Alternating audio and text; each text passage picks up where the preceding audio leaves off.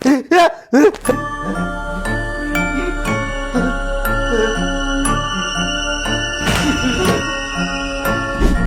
bo'ldi desadi?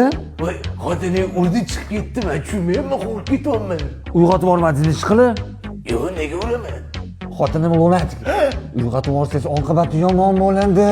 Voy, Qayerga ketdi u? Voy, qarang o'sha yerda. Assalomu alaykum, yaxshi oldinglar. Muchoq o'tirib oldinglar? Rahmat, haligi nimagadir uyqumiz kelmayapti, qarang. Endi xonamga kirib o'psa.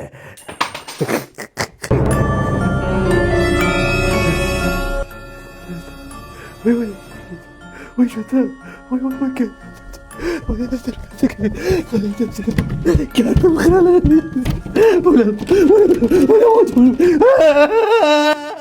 Keling, adajon.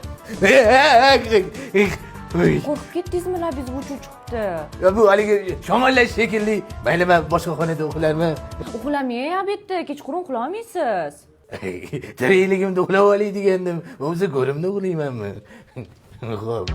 Voy, bolam xotini shkaf ustida o'tiribdi. Siz xavotir olmang, ada. Men pollatani qo'llab oyog'ini tagiga qo'ysa, bosish bilan uyg'onib ketadi. Yo'q, Eskidan shunaqa bor ekan. Suvmasa uyg'onadi. Lunatik bo'lgan. Keyin xijolat bo'lib, xonamdan chiqib ketadi. Buguncha mashg'ulada o'zim bitta o'zim masalan uxlayman.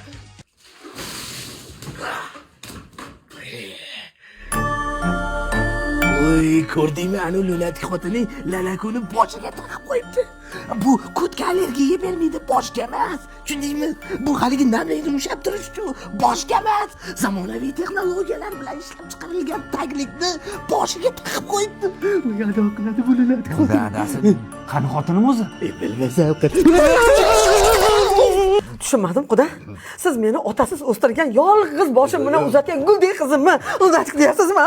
Nimalar deyapsiz axir gapini? Yo'q, quda, yig'lamang, qo'ying. Mana yolg'iz boshim bilan uylantirdim buni. Gap unda emas.